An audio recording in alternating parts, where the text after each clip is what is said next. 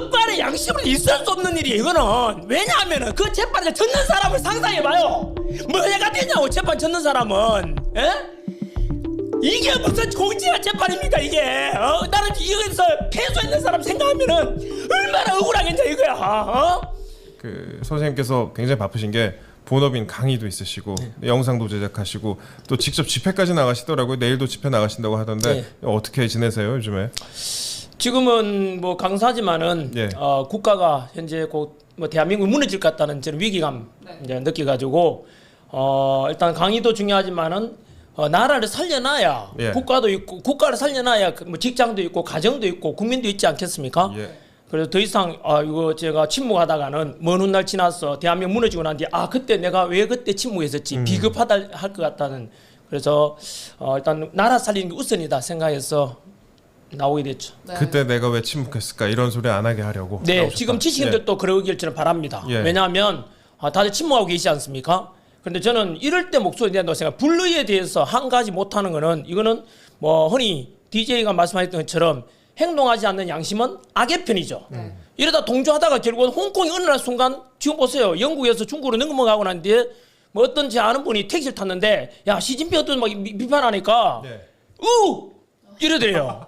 왜 했나니까 이미 홍콩은 예. 그렇게 돼버렸습니다. 그것처럼 홍콩이 뭐 중국이 가서 군사적으로 침략한 게 아니잖아요. 예, 그렇죠. 법과 친중 정치인을 등용해가지고 결국은 전체 국가가 그래 돼버린 거죠. 우리나라도 저는 까딱하면은 그래 될 수 있다 위기감 속에서 목소리 내게 된 거죠. 이럴 때 저는 뭐 정부의 지식인들도 그렇고 과거에 민주화 운동했던 분들도 그렇고 지금 일어나는 일들은 정상이 아니지 않습니까?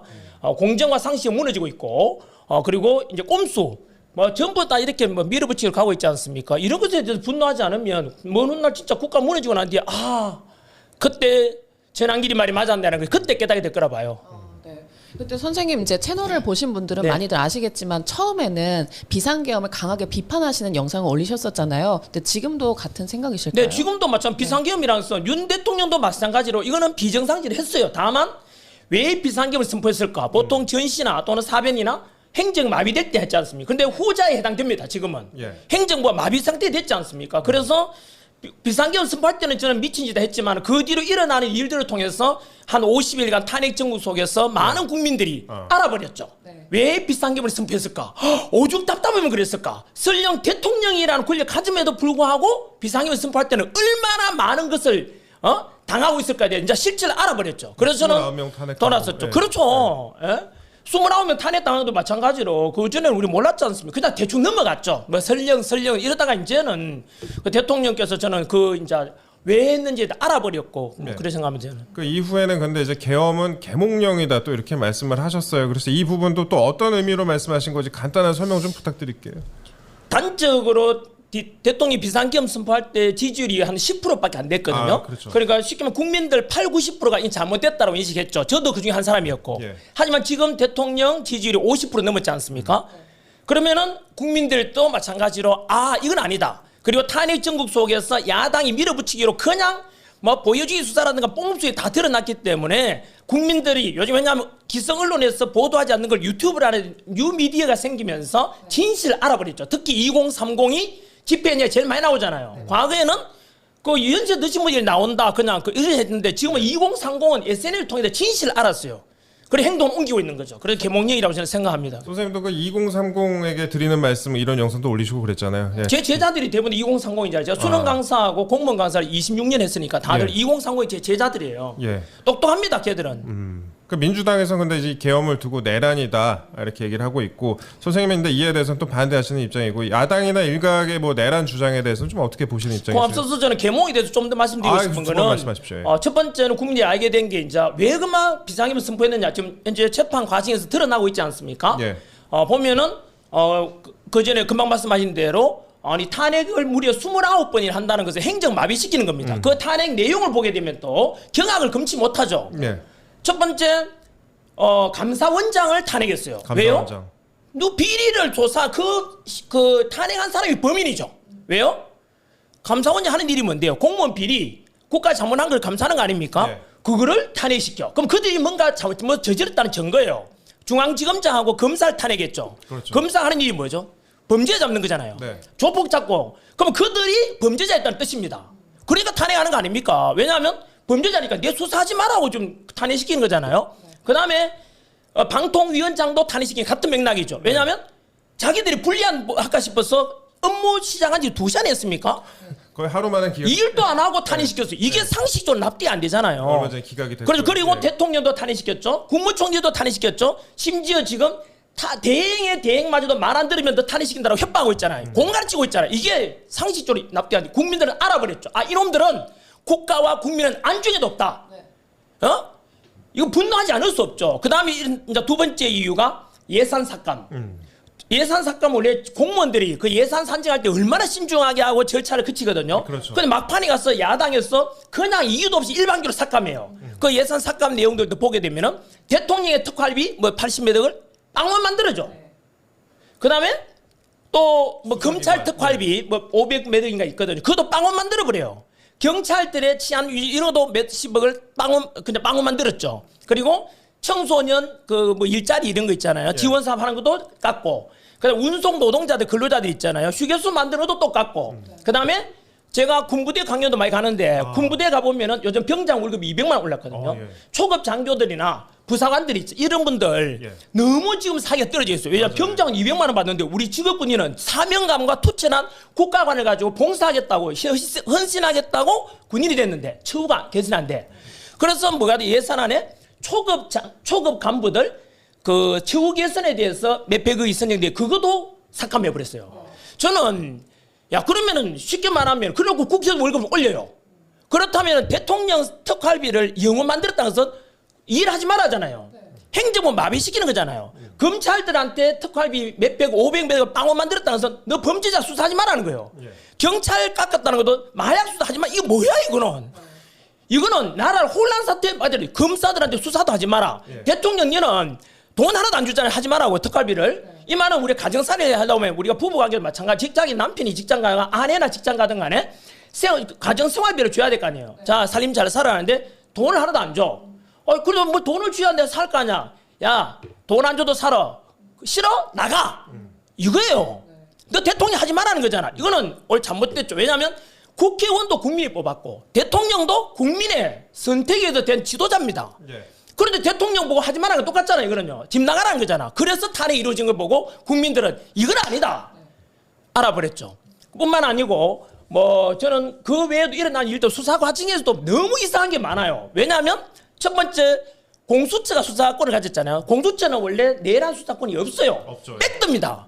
그런데도 월급 이래 직권남용 이런 걸 하다 보면 내란 할 수도 있다. 말이 돼요? 원래 내란 수사권은 경찰만 하죠. 왜 경찰이 안 줬나? 또 이것도 원칙이 어긋났잖아요.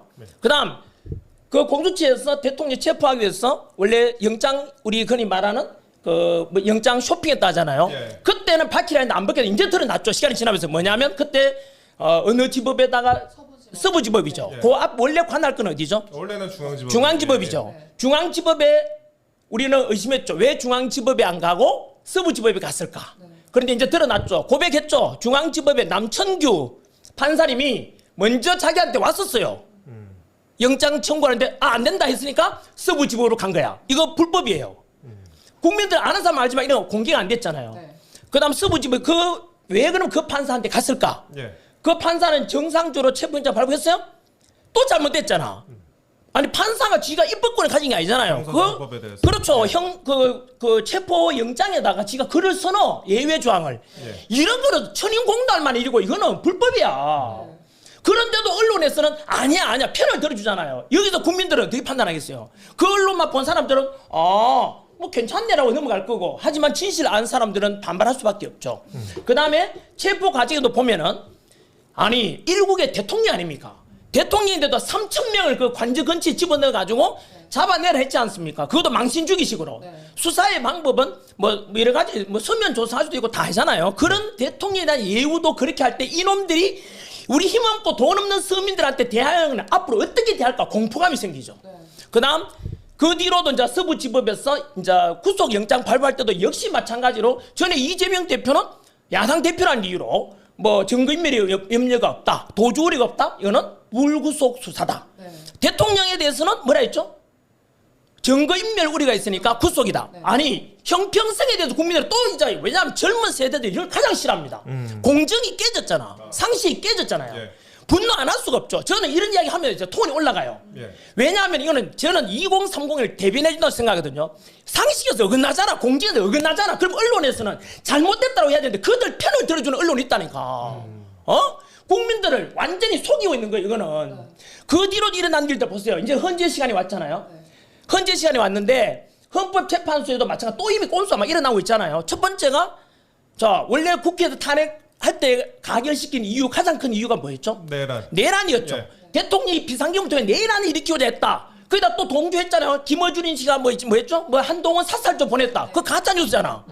그런 공포감 속에서 이야 이래서 이제 탄핵 가결시켰어. 네. 자 헌법재판소에다 심판해달라고 맡겼어.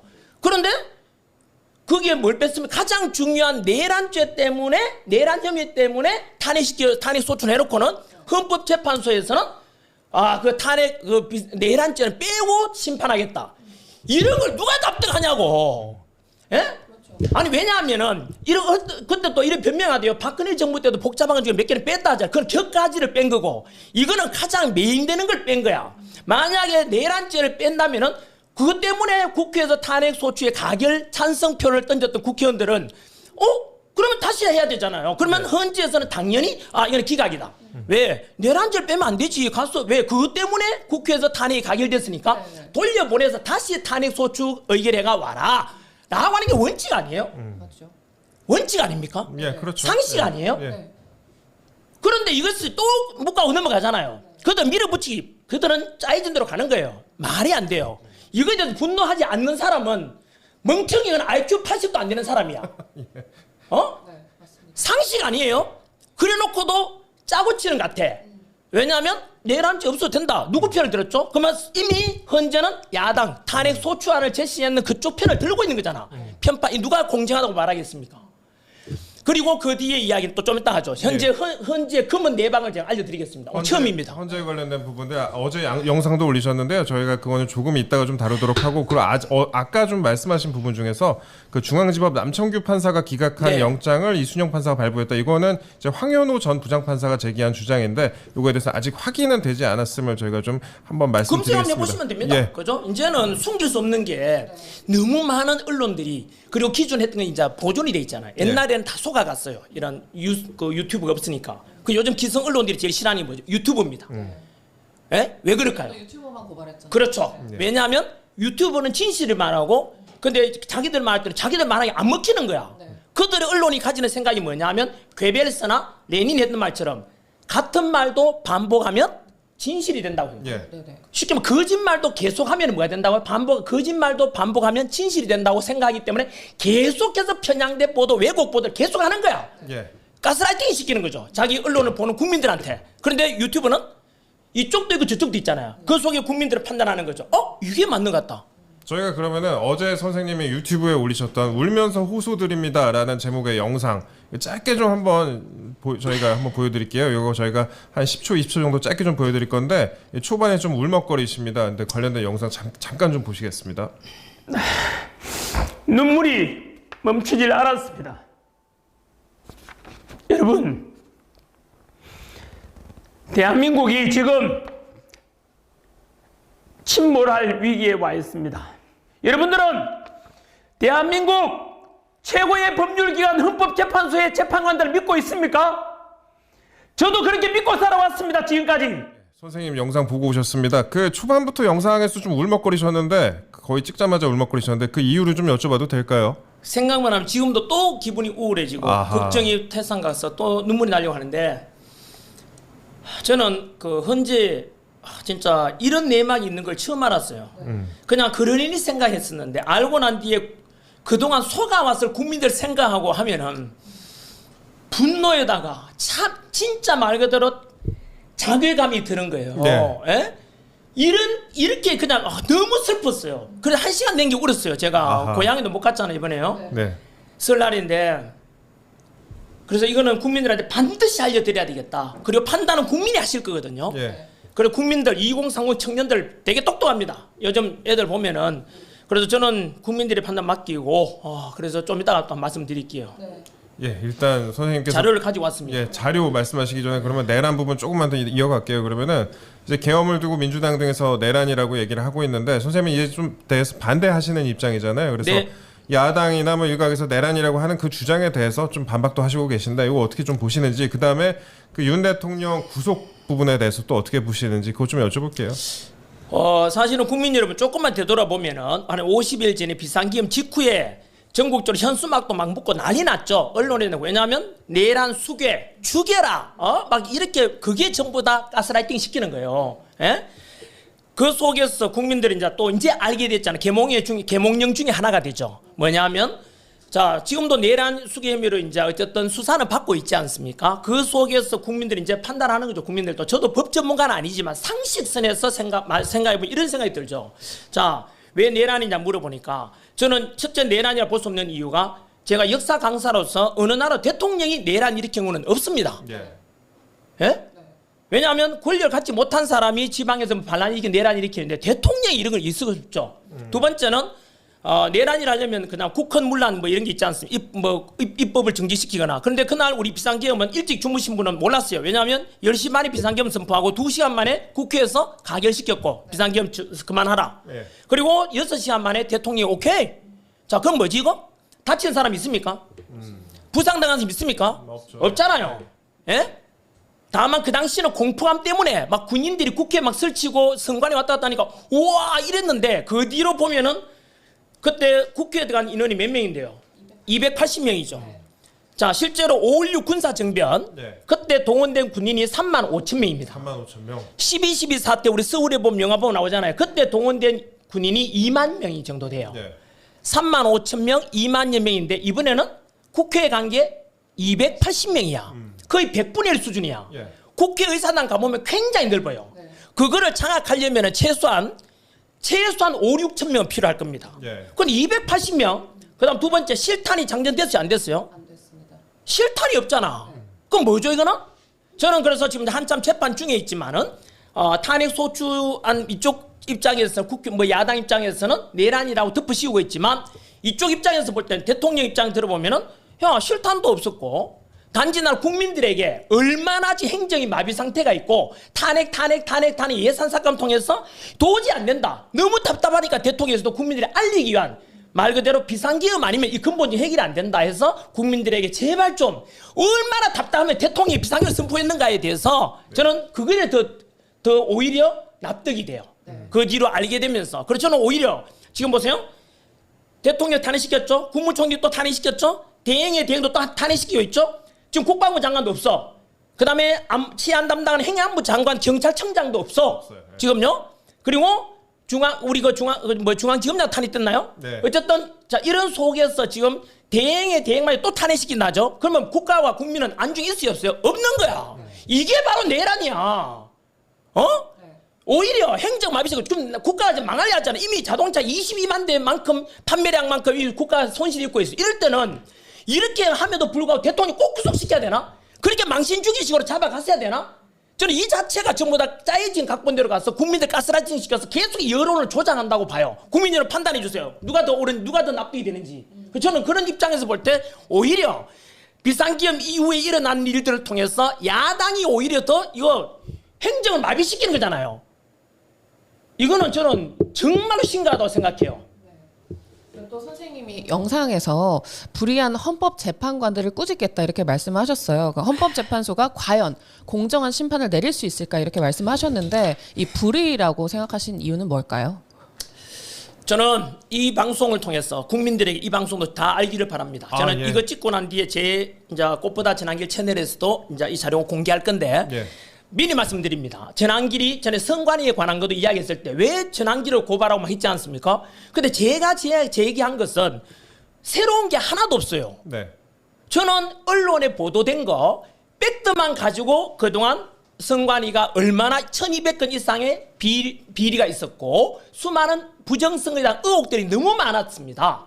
예? 지금도 그 어떤 사람은 자꾸 음모론을 하지 않습니까? 하지만 저도 그랬어요.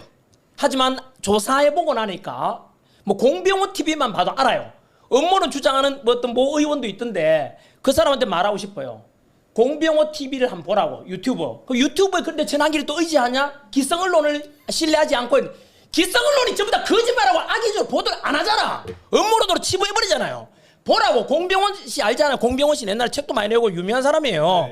그 공신력 있는 나름대로 공병원 TV가 유튜브에 있는데 그분이 거기서 부정선거에 관한 있잖아. 전산 조작에 관한 거 사전선거라고 있어요. 사전선거에 조작된 거 있잖아. 이런 걸 그대로 팩트를 밝혀요. 이게 음모입니까? 과학적인 근거 통계 자료를 가지고 이야기하는데 보고 말하라고. 그리고 공병원 씨가 그 관련된 책도 몇 권 냈어요. 그러면 선관위에서 공병으로 고발해야지. 너 왜 자꾸 거짓 허위 보도하냐? 허위 사실을 고발 못 하잖아요. 팩트에 근거하고 있으니까. 선관위는 침묵하고 있잖아. 거기에 대해서는. 그래서 어쨌든 저는 그 전환기는 마찬가지로 그때도 언론이 왜곡 보도 얼마나 심했습니까? 보세요. 아마 동상 보시면 깜짝 놀랄걸요? 뭐 어떤 제가 특정 TV라고 말하기는 그렇지만 그 TV에도 마찬가지로 전환기를 수개표 하자고 했다. 전산 개표나 이런 대신에 우리나라 이미 수개표하고 있는데 전환기는 가짜다. 거짓말한다. 이미 하고 있다고 보도 많이 나왔었죠. 너무 많이 나왔잖아요. 이미요. 그래서 제 아는 분도 야 너 왜 방송에 가서 우리나라 하고 있는 이야기를 그렇게 하냐 하는데 그 왜곡 보도야. 제 제자들도 선거 투표일 날 개표와 투표 과정에서 그 참관에 가가지고 얼마나 고생하는데 그분들의 노력이 전부 다 헛수고를 만드는 거예요. 보는 데서 누가 하겠어요? 안 하죠. 우리 보는 데서 은밀한 내막을 이야기하잖아요. 그리고 수개표 하는데 집계라는 통계는 전부 다 전산으로 돼요. 그래서 사전선거 투표는 누구 본 적 있어요? 투표 인수와 득표수에 대해서 실제 그 조작 가능하죠.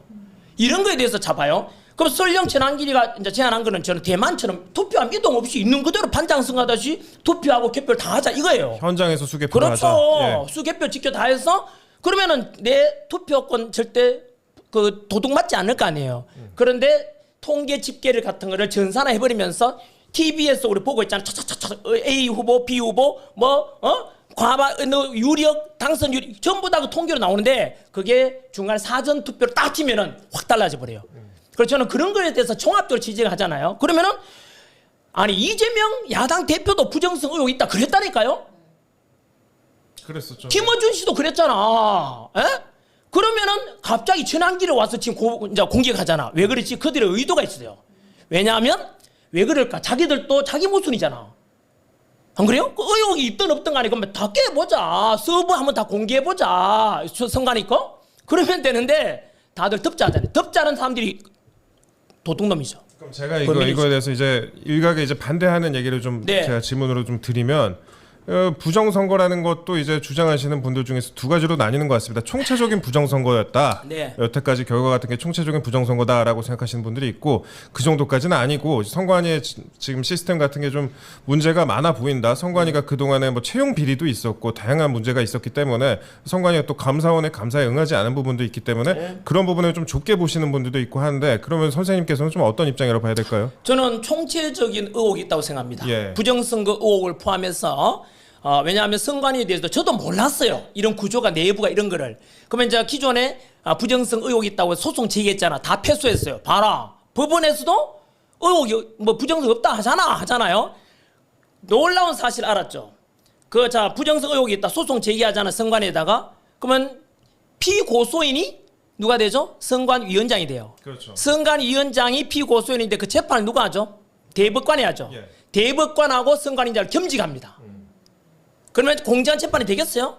이것 또한 마찬가지로 공병호 TV든 부정선거 관련된 있잖아요. 까발리는 이런 유튜브 보게 되면은 얼마나 선거에서 제대로 사전선거 다 오픈하잖아요. 오픈 안 해요. 소송 과정에서도. 예? 불의한 재판관들이죠. 예?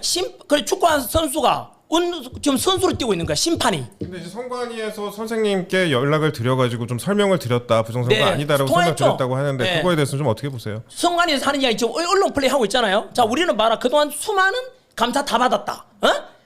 그다음 국정원의 조사 다 받았다. 웃기고 있네. 그건 자기 부정이야. 똑같은 이야기 했느냐 또 하는 거야 저한테. 들을 필요가 없고 이메일 보내달라고 이메일 받았어요. 그리고 다음에 이제 2탄 찍을 거거든요.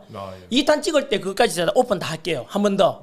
2탄 찍을 겁니다. 그래서 저는 이번 기회에 선관위가 의혹이 있으면 다 깨지고 오픈하고 가면 되잖아요. 예? 저는 그 덮는 자가 언제나 범인이라고 생각해요. 저는 국민이 한 사람으로서 많은 국민들이 의혹을 가지고 있잖아요. 대통령도 마찬가지로 의혹이 있다 그랬잖아. 대통령마저도. 예? 이재명 야당 때문에 의혹이 있다 그랬잖아. 김어준이도 의혹이 있다 그랬잖아. 부정선거에 대해서.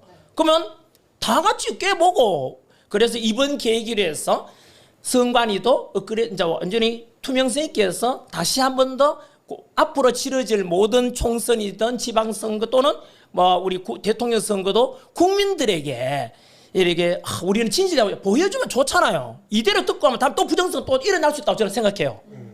그럼 제가 반박하는 분들 논리로 조금만 더 제가 네. 더 여쭤볼게요. 그러면은 일각에서는 그 부정선거였으면 그러면 윤석열 대통령이 당선이 됐겠냐라고 네. 이제 반박하시는 분들 계시고 그 다음에 뭐 구청장 선거 같은 경우에도 지방선거에서 서울 네. 대부분의 구청장이 이제 국민의힘이 당선되지 않았습니까? 그러면 이러면 이번에는 이런 식으로 주장을 하고 다음엔 이런 식으로 주장을 한 거냐 이런 식의 이제 반박이 나올 수도 있는데 요거에 대해서 좀 어떻게 생각하세요? 자, 합리적 의심 한번 해보죠 우리가. 예. 자, 내가 떨어졌어. 억울해. 야, 부정선거 있었다라고 하면 정말 떨어져서 그렇구나. 예? 예. 그냥 변명하고 싶구나라고 생각할 수 있는데 거꾸로 대통령이 당선되었어. 예? 당선됐음에도 불구하고 금방 말씀드린 대로 뭐 지방 보궐선거에도 당선됐음에도 불구하고 한 번 더 우리가 다 투명성 있게 하자라고 하면 진정성 있는 거잖아 오히려. 예. 안 그래요? 당선됐음에도 불구하고 한 번 더 오픈해가 향후에 있을 선거에서는 부정성 없도록 하자. 오히려 저는 그게 더 진정성 있다고 생각해요. 알겠습니다. 그리고 제가 한 번만 더 마지막으로 좀 반박하는 입장을 좀 말씀드리면 그러면 일각에서는 신뢰도를 가진 유명인이 사법부나 선관위 불신을 조장하는 거 아니냐 이런 식으로 비판을 하기도 합니다. 이런 비판에 대해서는 좀 어떻게 생각을 자, 하세요? 지금도 네. 제가 저 헌재에 대한 불이한 재판관을 제가 고발하려고 하지 않습니까? 자, 그러면 저는 원래 사법부도 그렇고 언론도 그렇고 선관위도 그렇고 믿고 왔어요. 네. 예? 당연히 공무원들이 수행하고 당연히 공정하게 하겠지. 그런데 너무 많은 의혹, 자, 전환길이가 문제 제기해서 의혹이 문제 있었어요. 수많은 의혹과 불신감이 있는 팩트들이 드러나니까 전환길은 처음 제시한 것도 아니고 네. 수많은 사람들이 제시하고 있는 걸 그래서 이제 저는 모아서 간추려서 이야기했는데 그게 청년들한테 와 이게 팩트다 이래서 그래서 저는 선관위나 사법부에 대해서 불신하려고 하는 게 아니고 제가 먼저 불신했습니까? 저것들이 나쁜 짓 해가지고 수많이 이렇게 드러나니까 전환길은 야 이거 문제가 많다고 얘기해. 내가 오히려 그럼 누가 먼저 잘못했어요 그만 그들이 먼저 잘못했잖아요. 많은 국민들도 아마 그걸 동감하고 있잖아요. 저는 불신 조장하는 게 아니고 헌재도 좀 이제 보여드릴게요. 헌재에 대해서도. 네. 아무튼 저는 국민 여러분께서 이 방송 보신다면 요즘 뭐 기억 형상 종이 형상 형상 기억 종이 그것만 유튜브에 검색해봐도 드러납니다. 네. 예? 형상 기억 종이 2030들이 가장 흔히 쓰는 말 아닙니까? 헌재 얘기 그러면 제가 좀만 더 이어가겠습니다. 네, 헌법재판소 재판관들이 짜여진 각본대로 재판하고 있다 이렇게 강하게 좀 비판을 하셨는데 헌재에 대해서 좀 하신 말씀이 많으신 것 같아요 선생님께서. 예. 자료를 이만큼 있는데요. 예, 좋습니다. 지금부터 예. 자료는 제가 이걸 처음으로 오픈하는 겁니다. 이거는 새로운 자료가 아닙니다. 요즘은 자신의 과거 때문에 팩트가 드러나는 경우가 많죠. 첫 번째 현재 불의한 재판관 중에서 현재 헌법재판소장을 대신하고 있는 문영배. 대행하고 있는 문형배 재판관에 대해서 말씀드리겠습니다. 첫 번째 먼저 너 이재명하고 친구라면서 국민들이 의혹을 제기하자 헌재에서는 이렇게 보도했죠. 이재명과의 친분 관계 사적인 친구 관계, 개인적인 관계로 헌재 심리에 영향 없다라고 보도하고 넘어가요. 자, 그러면 사적인 관계 관련 있냐 없냐? 자, 그다음 두 번째, 그죠? 그 답변했는데 예. 그 문영배 페이스북 팔로우하는 사람이 누구냐? 김어준, 네. 김재동, 이재명입니다. 자, 그러면 국민들이 또 납득이 안 되죠. 이거는 늘 뭐 페이스북을 통해서 스스로 그걸 보고 있다는 편향됐다는 뜻이잖아요. 예. 누가 봐도. 그러자 문제가 생기니까 드러나니까 계정을 삭제해요. 은팔하고 해버리잖아요. 이거는 뭐죠? 증거인멸이죠. 트위터 계정 삭제. 그렇죠. 네. 트위터 계정 삭제를 정답 떳떳하다면은 놔두면 될 거 아니야. 삭제했다는 건 뭐죠? 법적으로 이거는 증거인멸이에요. 나는 그러지 않았다. 숨기는 거잖아요. 그다음 국가보안법 폐지를 주장했습니다. 자, 그러면 어떤 안보관을 가지고 있는지 의심할 수 있지 않겠습니까? 그다음 나는 우리법 연구회 저는 비상 계몽령인 중에 하나가 사실은 우리법 연구회 국제 인권법 연구에 대해서 듣기는 들었지만 이렇게 내막이 심한 줄은 몰랐죠. 아까도 있었듯이 공수처장도 국제인권 같은 거라 생각하고 우리법 연구에 후신이 국제인권법 그쪽 소속이었고 이순영 판사 서부지법에 체포제 발부한 사람도 그쪽이었어요. 그들끼리의 네트워크가 형성됐다는 걸 알아요. 그다음 지금 헌법재판관도 마찬가지입니다. 지금 우리법 연구에 현재 3명이 지금 헌법재판관이 있고 1명 더 임명하려고 하죠. 마은역을. 그도 또 그쪽이야. 국민들이 어떻게 생각했어요? 과연 공정재판이 이루어진다고 생각했습니까? 그러면서 그 문영배가 이런 말을 했어요. 나는 우리법 연구의 내부에서도 가장 왼쪽에 있는 사람이다. 스스로 한 말입니다. 네. 이 말은 가뜩이나 진보 좌파 쪽에 나는 극좌파다라고 볼 수가 있겠죠. 그죠? 가장 왼쪽에 있다 그랬어요. 무슨 뜻이죠? 설마 우파라고 말할 수는 없지 않겠습니까? 자, 그 다음 2006년에 본인이 신문기고에 의하면 이런 말이 있었거든요. 본인이 사소한 선거법 위반 혐의도 엄벌에 처해야 된다라고 말했어요. 문영배가. 오늘 제가 문영배 재판관에 대해서 존칭을 쓰지 않겠습니다. 이유는 그동안 당했을 국민들을 생각하면은 불의한 재판에 의해서 당했을 국민을 생각하면은 제가 그분들 억울함을 대신 표현하기 위해서 저는 존칭을 쓰지 않겠습니다. 자, 본인 이야기입니다. 금방 말씀드린 선거는 사소한 일이 있더라도 선거 문제에 대해서는 엄벌에 처한다라고 본인이 말했거든요. 그 뒤로 이재명 다 아시다시피 지난번 부정선거 관련해서 유죄 판결 나오자 하는 말이 유죄 판결 이상하다라고 평가했습니다. 그러면 무죄를 주라는 뜻이네요. 앞뒤가 안 맞습니다. 누구를 봐주는거나 두둔한다고 생각할 수 있지 않겠습니까? 그 다음 자, 지난 문영배 헌법재판관이 헌법재판관으로 임명되려면 국회에서 인사청문회를 거치지 않습니까? 그렇죠. 예. 네, 국회 그때 당시에 장제원 국회의원이 이렇게 묻습니다. 그것도 이미 다 오픈된 겁니다. 새로운 거 제가 하나도 취재한 게 없습니다. 영상이 있는 거죠. 예. 자, 문영배 후보를 빨갱이라고 생각하지는 않습니다. 그러나 자괴감을 갖지 말고 들어보세요 라고 하면서 다만 헌법재판관 9인 중에서 9명 중에서 5명이 우리법 연구회 소속 재판관이 된다는 겁니다. 이 말은 9명 중에서 5명이면 과반이 넘죠. 한 명만 더 하면 6명이 되어서 그렇죠. 심판 결정할 수 있는 거죠. 그걸 우려했지 않습니까? 그때 자 문영배 답변하기를 우리법 연구에는 학술 단체로서 이념이나 뭐 성향의 어쩌고저쩌고 이런 이야기 나오거든요. 이것도 오픈된 겁니다. 그런데 그 다음에 PD수첩에서 제작진에 대한 무죄 판결 딱 다음 날에 문영배가 블로그에 올린 글입니다. 문영배 글입니다.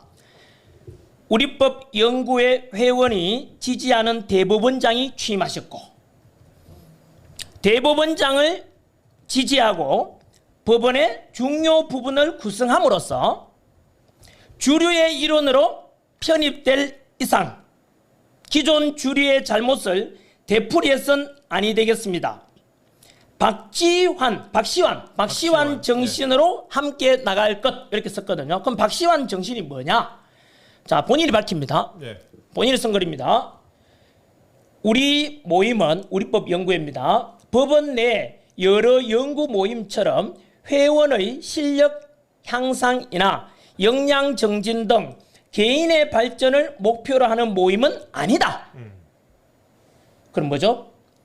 법원이나 법조계 내에 문제의식과 이상을 가진 회원이 모여서 재판 과정 또는 사법 운영에 참여함으로써 재판 과정 또는 사법 운영에 참여함으로써 법원을 이상적인 방향으로 변화시키는 것을 목표로 하는 단체다. 자, 그 이상은 뭔지 모르겠습니다. 사실상 박시환 정신은 사법부 운영권을 장악해서 목표를 달성하는 행동하는 단체다라고 장지현 의원이 이야기해요. 예. 이 말은 뭐냐? 단순한 학술 모임이 아니라는 뜻입니다. 실제로 그 뒤로 일어나는 일들을 보게 되면 현재 우리법 연구회 후신 국제인권법 연구회 소속 판사들이 현재 전에 언론 오픈된 건 한 400여 명 된다고 했어요. 예. 한 3천여 명 전체 판사 중에서 한 15%, 14% 정도 되거든요. 예. 지금은 오픈 안 해요. 그런데 기껏해서 15% 정도 되는 이 우리법 연구회 국제연구회 요 판사들이 요직을 너무 많이 장악했어요. 그 대표 사례가 뭐죠? 가장 최고 높은 헌법 법률기관인 헌법재판소에 벌써 4명. 있죠. 예. 이제 그죠? 얼마나 큽니까 이게? 김명수 대법원장도 그랬지 않습니까? 그것도 우리 법 연구예요. 예? 문재인 정부 때 잘 나갔지 않습니까? 예. 재판 지연하면 생각나는 게 누구예요? 국민들 다 알죠. 김명수 대법원장 있을 때 그랬잖아. 재판 지연시켰는 거. 이 언론에 다 온 거 오픈돼요. 지난주에 처음 하는 거 아니죠? 예. 예? 그다음 이처럼 반국가적인 국가가 아니라 역사관 또는 대한민국 헌법을 수호하려는지 의심스럽습니다. 그다음 오늘 또 그 문영배는 본인은 뭐 그렇지 않다 뭐 이렇게 표현했지만은 아무도 설득력이 없는 게 그분이 유엔공원 방문한 뒤에 언론에 나와 있죠. 유엔군 참전 용사들은 무엇을 위해 이 땅에 왔을까? 전쟁의 방법으로 통일을 이루려는 자들은 이렇게 표현해요. 예. 본인은 나중에 이제 북한군을 뭐 저희가 비판할 것이다 이렇게 말씀하시죠. 또 거짓말, 또 예. 저는 그걸 좋아. 자, 그럼 국민들이 판단해야 되죠. 앞에서도 이렇게 자기 관련 없다, 이재명하고 삭제 관련 없다 해놓고는 삭제 다 해버리고 정경밀하고 너무 관련된 게 많이 나오잖아요. 그런데 지금은 또 유엔공원에 가서 그때 글 썼는 거에 대해서 나는 이렇지 않다. 또 저는 거짓말이라고 봐요. 그러니까 거짓말보다는 설득력이 없다고 봐요. 왜? 늘 앞에서 했는 것처럼 잘못해놓고는 아니다. 행동이 중요하잖아요. 말보다는요. 그래서 저는 그 역사 강사로서 6.25 전쟁 때 우리나라에 와서 미군을 포함한 유엔군이 16개국이 와서 얼마나 많이 희생됐는데요. 그 희생군들이 왜 왔는데요? 공산당 막아내고 평화, 자주평화, 자유평화를 지키려고 왔는 군인들한테 너희들이 왜 왔느냐라고 이렇게 만약 회고한다 치면은 저는 이 사람에 대해서 국가관에 대해서 국민들께서 심판해야 한다고 저는 생각해요. 저는 새로운 주장이 하나도 없습니다. 저한테 문제 제기하거들랑 언론 찾아보라고 보도된 거를요. 그 다음 두 번째 불의한 재판관 이미선 재판관에 대해서 뭐가 나왔냐면 자신이 가진 주식의 회사에 대한 재판을 승소 판결 내렸습니다. 그리고 나서 승소 판결이 내린 그 회사의 주식을 삽니다. 여러분 이건 뭔지 아십니까? 그건 단순한 문제가 아니에요. 내가 재판관이잖아. 심판하는 거잖아. 인간 세계에서 이거 신이 존재하는 인간 세계라면은 대법 이거 판사가 판결하면 끝이야. 그 판결하면서 A와 B가 소송 지음에 있는데 내가 A를 편든 거잖아. 왜냐하면 이렇게 네 승소해놓고 네 회사 주식을 내가 사겠다는 거잖아. 이 말은 법관의 양심으로 있을 수 없는 일이에요. 이거는 왜냐하면은 그 재판을 졌는 사람을 상상해봐요. 뭐 해가 되냐고 재판 졌는 사람은. 에? 이게 무슨 공직한 재판입니까 이게? 나는 이거에서 패소했는 사람 생각하면은 얼마나 억울하겠냐 이거야. 어떻게 지가 재판 승소해주고 그 재판 승소의 회사 주식도 산단 말이야 이거를. 법과 양심이 어딨냐고 이게. 조금만 진정하시고 선생님. 근데 그 주식 관련해서는 굉장히 그 비판하는 기사도 많이 또 나왔었습니다. 하나 더 있어요. 예. 친동생 이상희 변호사입니다. 아 그렇죠. 자기 친동생 이상희 변호사 뭐하는지 아십니까? 윤석열 대통령 퇴진 특별위원회 부위원장을 맡고 있습니다. 다시 한 번 더 말씀드릴게요. 이미선 재판관의 친여동생이 대통령 윤석열 대통령 탄핵시키고자 하는 그쪽 단체의 부위원장을 맡고 있다고. 이 말은 뭐죠? 가족이잖아. 이런 거에 대해서 그러면 이미선 재판관이 과연 누구 편을 들겠어요? 대통령 탄핵하는 쪽 편 들겠어요? 탄핵을 반대하는 쪽 편 들겠냐고. 납득이 안 이런 것에도 국민들이 2030이 분노하는 거잖아요. 이걸 분노하지 않으면 뭘 가지고 분노하겠어요? 이미선 재판관이 보고 계십니까? 양심이 있으면 저는 제 살아온 상식과 양심의 가치 많이 못 배웠던 국민들일지라도 최소한 양심은 있잖아요. 예? 저희 아버지는 초등학교 저는 못 다녔었어요. 지식은 짧았죠. 언제나 자식들한테 거짓말하지 마라, 남한테 해코지하지 마라 이런 가르쳤거든요. 그런 대부분의 선량한 국민들, 법원에서 살 수 있는 국민들한테 이럴 수가 있느냐 이거예요. 우리 같으면 최소한 양심상은 이거는 제 여동생이 대통령 탄핵하는 쪽에 목소리 내고 있으니까 저는 양심상 이 재판관이 될 수 없습니다. 이게 염치가 있는 거잖아. 염치가 없는 게 뭐예요? 깨뜨릴 πατ아서 파렴치라고 해요. 파렴치. 이게 파렴치 아닙니까? 이 재판을 누가 국민들이 신뢰하겠냐고.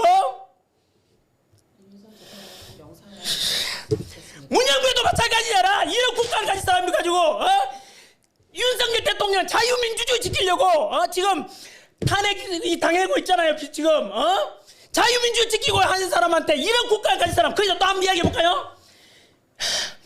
정정미 재판관이 국회에서 답변했죠. 주적이 누구냐 하니까 그런 거는 정확한 답변 전혀 저는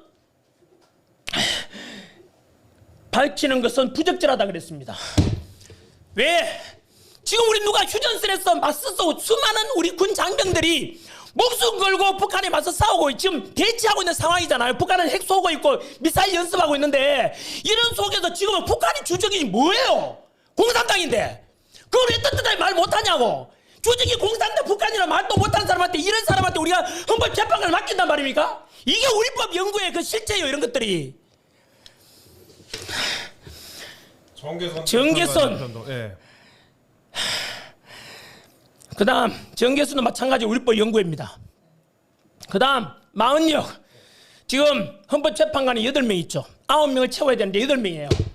그런데 왜 마흔역 원래는 국회에서 동의를 구해야 되죠. 여야 합의하에 추천해서 헌법재판관 임명해야 되는데 지금 야당에서 일방적으로 최상목 대행이 임명하지 않는 것은 위헌이다. 이래서 위헌 심판을 누가 하죠? 또 헌재에서 해. 네, 2월 3일에. 자 그러면 헌재에서 했는데 헌법재판관 문영배가 또 뭐란 말했어요? 그래 2월 3일까지 빨리 심판하겠대. 위헌에 대해서. 그러면 저 뭘 심판? 눈에 보이잖아요. 마흔역을 임명하려고 하겠죠. 임명하는 순간 국민들은 다 뒤집어져 일어날 겁니다. 한 번 더 말씀드리지만 왜냐하면 마흔역이야. 왜 마흔역이 뭐 있는지 한번 검색해 보세요. 마흔역에도 검색해보라. 국민들이 알아야 된다고. 저는 이 방송 나와서 진실을 알려주고 싶다고 언론에서 이런 말 안 하잖아요. 전환길이 말하면 너 왜 헌재를 흔드는지 아는데 이걸 알고 내가 흔드는 거야. 헌법재판관이 불의한 거야. 이거 누가 문제냐고. 저는 지금까지 우리가 흔히 마오도 대부분 국민들은 어떻게 생각하는지 압니까?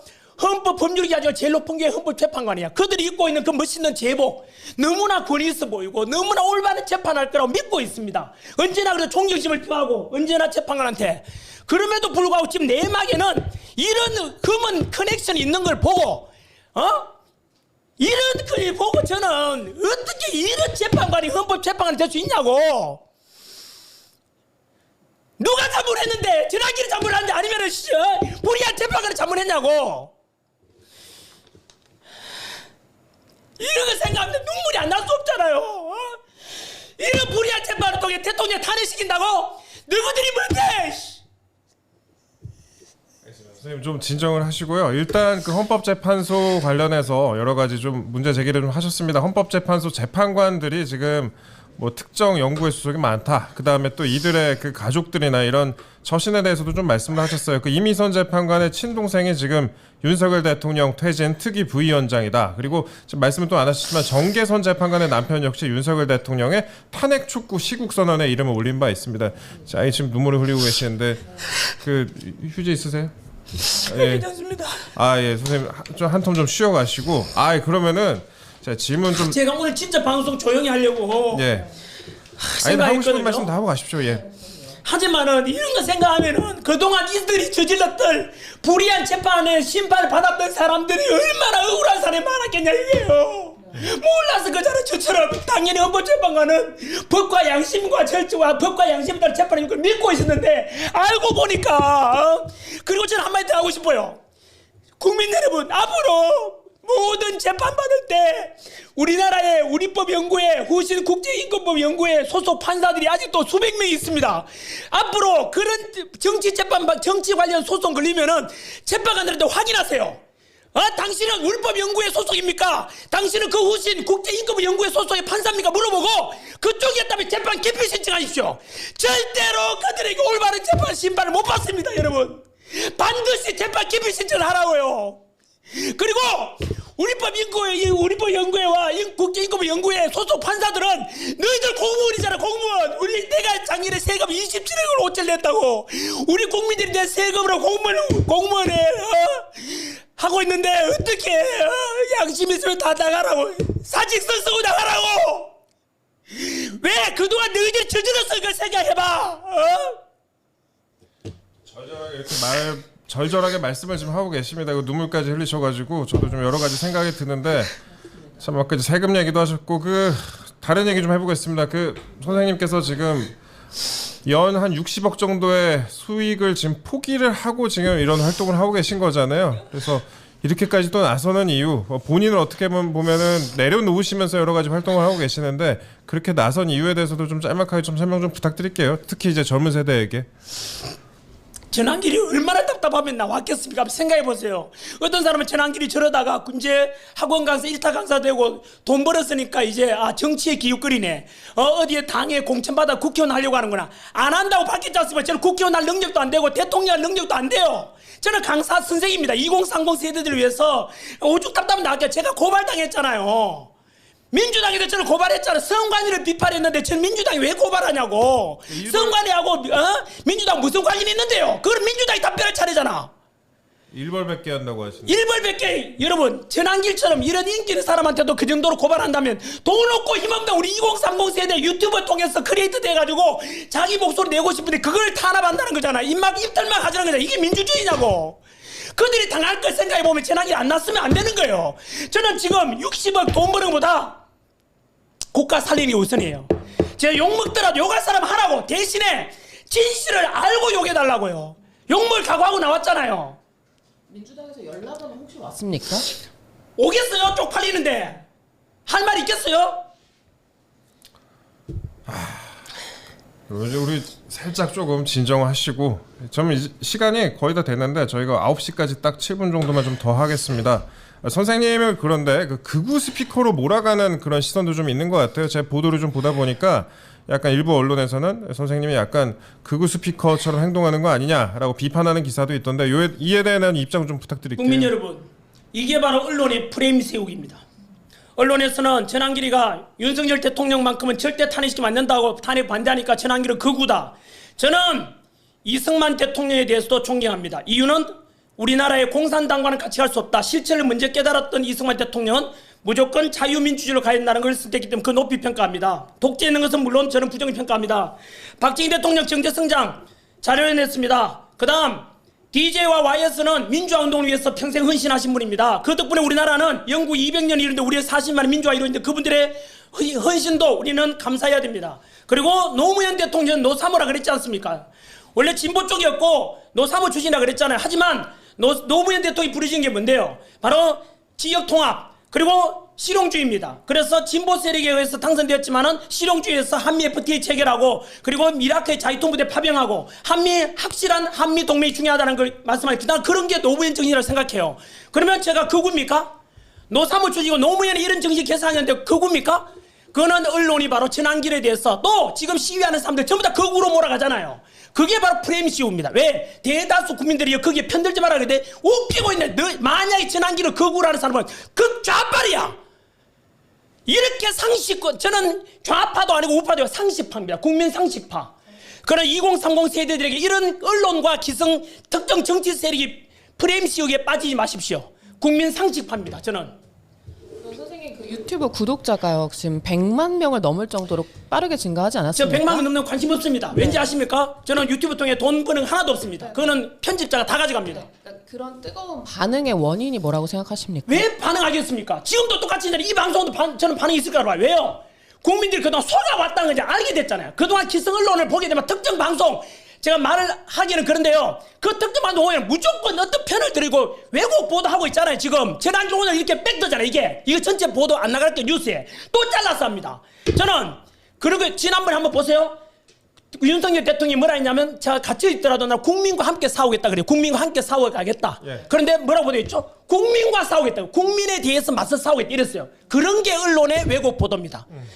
그래서 저는 지금 청년들이 제 유튜브 영상에 열광하는 이유는 저는 전환길의 진정성입니다. 저는 얻는 게 없습니다. 저는 이렇다고 해서 전환 인기가 전혀 저는 얻는 거 하나도 저는 얻는 게 없습니다. 오직 손해보는 것밖에 없습니다. 제 수강생들한테 공무원 수준에 욕 엄청 얻어먹고 있습니다.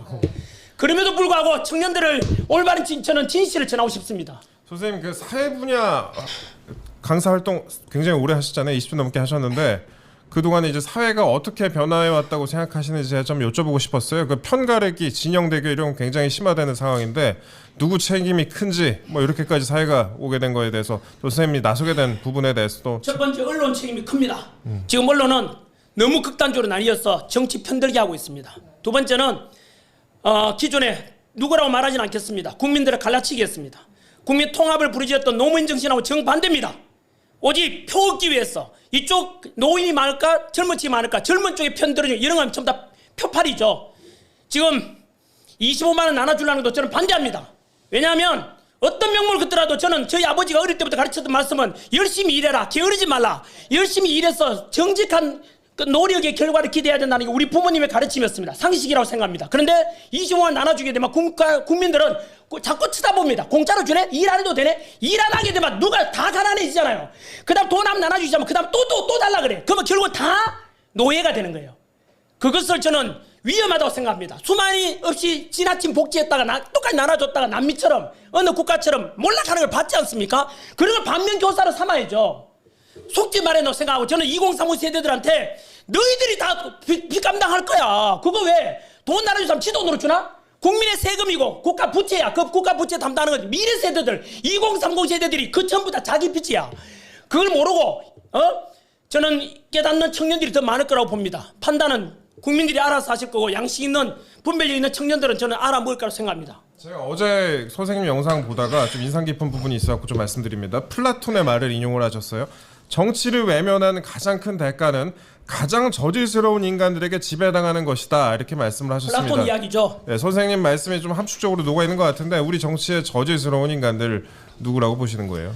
저는 뭐 지금 이야기하기는 그렇고 국민들이 판단할 거라 봅니다. 저는 공정과 상식을 깨는 사람들이 그런 세력이라고 봅니다. 공정과 상식, 법치주의가 무너지고 공정이 무너지고 상식이 무너지면서 권력을 잡으려는 그 집단들이 결국 국민을 우롱하고 속여서 언론을 이용하고 사법부 카르텔 받지 않습니까? 사법부, 선관위, 그리고 수사기관, 공수처, 그리고 헌법재판소까지 특정 세력이 이렇게 장악하고 있는데 그런 걸 통해서 국민들을 호도해서 나쁜 방법으로 지배하려는 그들이 그 플라톤이 지적했던 그들이라고 나는 생각합니다.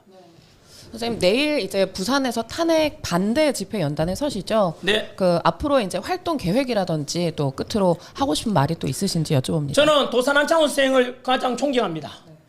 꿈이라도 거짓말하지 말라. 그리고 청년이 죽으면 민족이 죽는다고 했습니다. 저 역시 마찬가지로 여기 지금 방송하는 이유, 집회 나가는 이유는 도산한창 선생의 가르침대로 청년들에게 있는 그대로를 전하고 싶습니다. 그래서 저는 제 말에 대해서 왜곡하면 저는 있는 그대로 이야기한 것뿐입니다.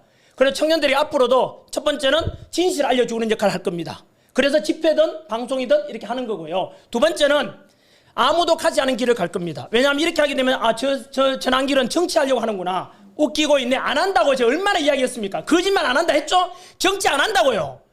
오직 국민들에게 청년 2030 세대에 알려주고 싶다고 진실을. 그래서 저는 앞으로 청년들에게 대통령 탄핵 반대한다 그랬죠? 참 탄핵 결정적으로 윤석열 별로 좋아하지 않았는데 탄핵 제가 반대하는 이유가 결정적으로 저는 나라가 어려우면은 충신 간신이 드러나듯이 대통령의 그 관지에서 체포돼 갈 때 진심을 받자 그랬습니다. 뭐냐면은 그렇죠. 그때 그 바깥에서는 찬성 반대 국민들이 있었고 경찰이 있었고 경호처가 있었는데 그때 어느 당에서는 야 총 맞더라도 대통령 끌어내라 그랬습니다. 어떤 정치인들이 그런 말 할 수 있습니까? 뭐라고요?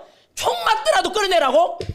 저는 그때 본심이 드러났다고 봅니다. 두 번째, 대통령은 그때 뭘 말하고 했는지 아십니까?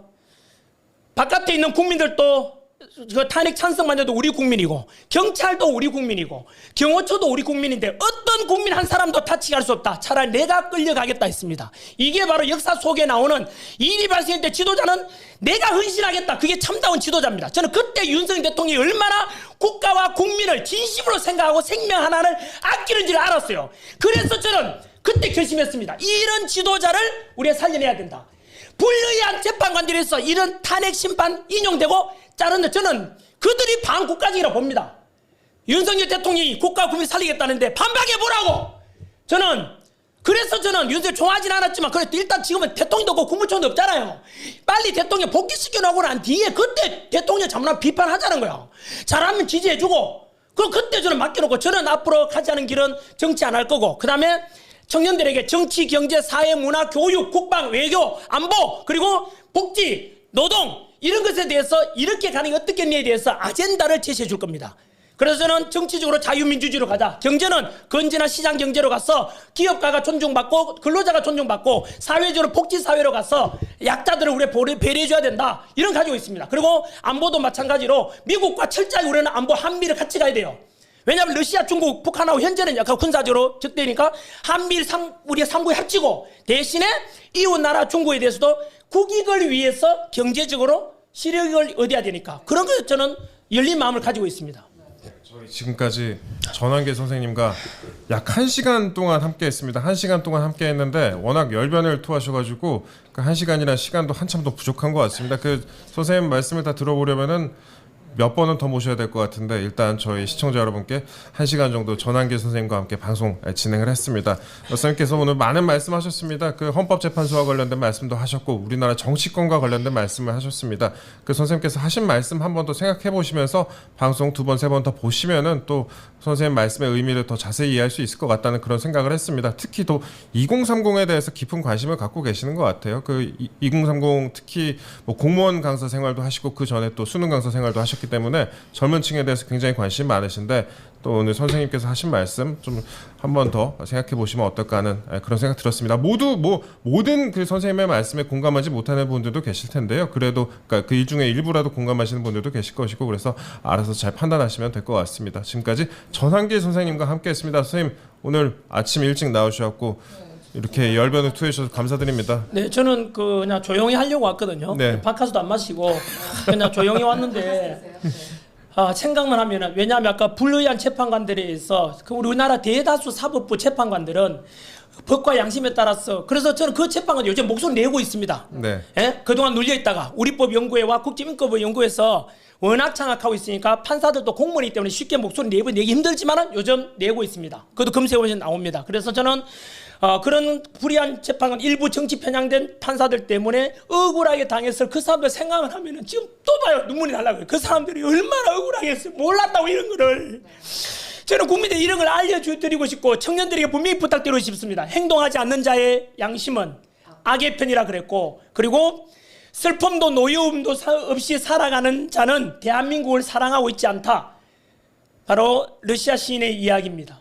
저는 불의에 대해서 분노하는 것이 정상이라고 생각합니다. 불의에 대해서 눈 감고 행동 옮기지 않는 것은 비겁하고 그래서 그들은 결국은 불의한 정치 집단들한테 지배당할 것이고 저는 그런 자가 되기는 싫습니다. 그래서 저는 청년들에게 이 방송을 통해서도 그렇고 진실을 알고 판단은 국민과 청년들이 해주시기 바라고 오늘 제가 이야기했던 그런 것에 대해서는 새로운 거 하나도 없습니다. 언론에 다 공개된 걸 저는 정리했을 뿐이고 그래서 이런 데 더 찾아보시면 될 겁니다. 그리고 부정선거는 공병호 TV 가서 한번 보십시오. 과연 음모론인지 아닌지에 대해서도 음모론이라고 말했던 사람도 제발 좀 보고 와서 그 이야기 하세요. 기자들도 마찬가지로